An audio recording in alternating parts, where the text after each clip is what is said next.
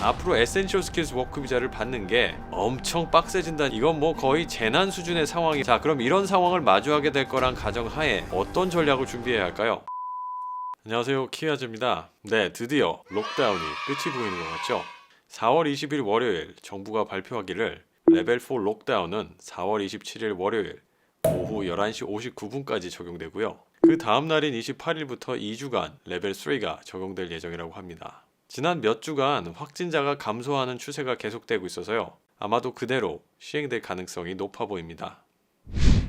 록다운이 해지된 세상, 과연 어떤 모습일까요? 특히 워크비자 홀더들을 고용한 사업주나 워크비자를 신청할 계획이 있으신 분들 입장에서 말이죠.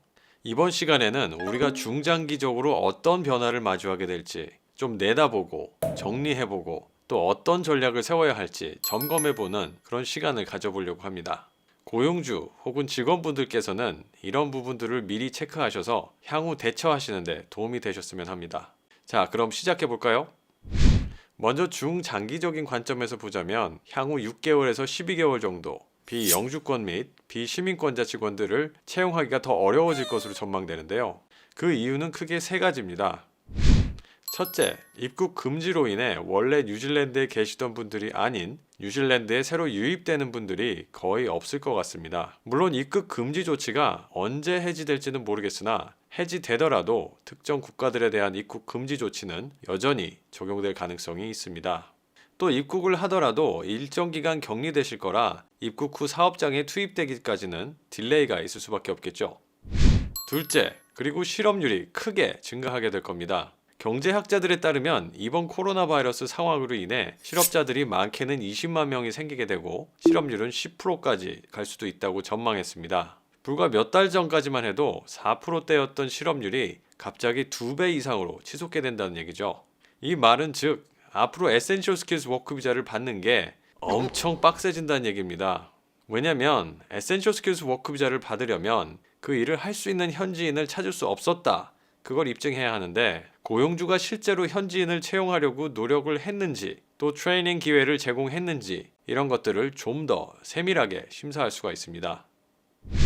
셋째, 이민국의 프로세싱 타임 프레임이 끝없이 늘어날 것으로 예상됩니다. 아시다시피 이민국이 일을 못하고 있었던 기간 동안 쌓인 업무를 록다운 해지 후에 들어와서 처리해야 할 텐데 록다운 상황이 터지기 전에도 이미 상당한 딜레이로 인해 모든 사람들이 아우성이었던 상황을 상기해보면 이건 뭐 거의 재난 수준의 상황이 연출되지 않을까 심히 우려됩니다. 자, 그럼 이런 상황을 마주하게 될 거란 가정하에 어떤 전략을 준비해야 할까요? 고용주분들 그리고 워크비자 홀더분들 집중해서 들어주시기 바랍니다. 첫째, 만일 운영 중인 비즈니스가 워크비자 홀더가 꼭 있어야만 돌아가는 비즈니스라면 가능한 현재 직원들의 고용관계를 유지하시는 쪽으로 생각을 해보시기 바랍니다. 왜냐면 당분간 경제가 회복하기 전까지는 워크비자를 주고 싶어도 받기 어려운 그런 상황이 될 수 있기 때문이죠. 만일 지금 고용을 정리하면 정작 필요할 때 사람이 없는 상황이 생길 수도 있을 것 같습니다. 두 번째로는 에센셜 스킬스 워크 비자를 서포트한다면 이민국이 요구하는 절차를 준수했다는 걸 보여주기 위해 만반의 준비를 하셔야 합니다. 첫째, 이 포지션에 왜 사람이 필요하며 또 어떤 일을 하게 될 것인지 명확하게 설명할 수 있어야 하고요. 둘째, 지원자들을 어떻게 심사했고 또 왜 탈락시켰는지 그에 대한 기록이 있어야 합니다. 셋째, 이민국 요구사항을 겨우겨우 맞추는 것보다는 그걸 뛰어넘는다는 생각으로 준비하셔야 안전합니다. 예를 들어 2주보다는 3주, 4주 구인 광고를 하시고 또 여러 군데 게재를 하고 심지어 워크앤인컴 뉴질랜드를 통해서도 구인 광고를 하시는 방법이 있겠죠. 셋째, 지원자를 확정하여 비자를 서포트한다면 이민국 쪽에서 비자를 프로세싱 하는데 상당한 시간이 걸릴 거라서 비자가 프로세싱 중에도 일을 할 수 있는 비자를 가진 지원자인지 또 실제로 투입될 타이밍이 언제쯤 될 것인지를 고려해서 인력 수급에 차질이 없도록 계획하셔야 할 것 같습니다. 넷째, 현지인 지원자, 즉 영주권이나 시민권을 가진 분들에게 일자리 기회가 얼마나 돌아가는지 그런 분들을 채용하려고 노력은 했는지 실제로 채용을 했다면 업스킬을 할 수 있는 트레이닝 기회는 제공했는지 이런 부분에 대한 자료가 준비되어 있다면 플러스 요인이 될 거고요. 또 어프렌티십이나 인턴십의 기회가 있는지 고졸자들에게 현장 실습 같은 배움의 기회가 제공되는지 이런 것들도 역시 긍정적으로 참작이 되겠죠.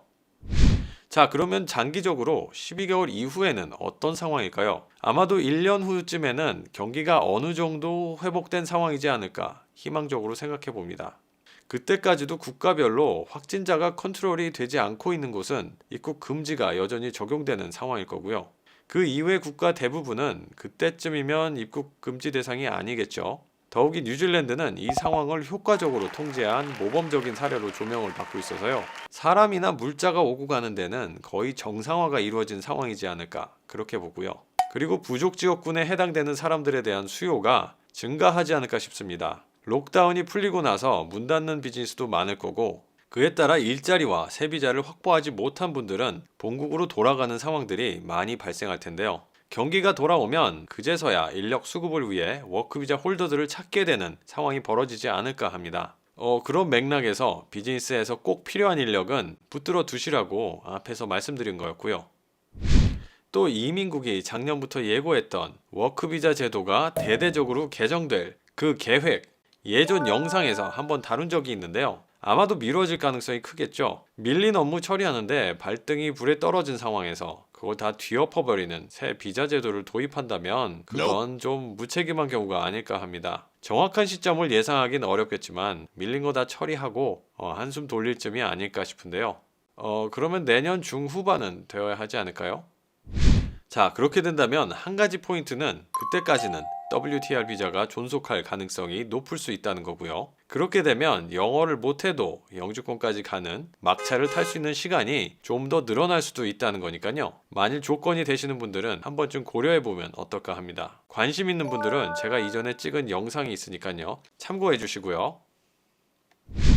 마지막으로 한 가지 바람을 더 얹어본다면 경기 부양을 위해 사업 이민이나 투자 이민, 유학 후 이민 쪽을 좀 더 활성화시킬 수 있는 정책이 나와준다면 그야말로 전화위복에 금상첨화겠죠. 어떤 시기로든 뉴질랜드 경제에도 기여를 하고 이민자들에게도 희망을 주는 그런 정책, 그리고 코로나 바이러스로 인한 불황을 종식시킬 수 있는 그런 한방 기대해 보겠습니다. 오늘은 코로나 바이러스로 인한 봉쇄령이 풀리고 난 이후 6개월에서 12개월 그리고 12개월 후의 상황이 어떻게 될 것인지 제 관점에서 한번 예상을 해봤습니다. 물론 100% 일치한다는 보장은 드릴 수 없지만 어느 정도 가이드라인을 드린다는 측면에서 유익하게 봐주셨으면 합니다. 오늘 준비한 내용은 여기까지였고요. 늘 유익한 영상으로 도움을 드리는 키위아재가 되겠습니다. 감사합니다. 구독, 좋아요, 알림까지 잊지 말고 눌러주세요.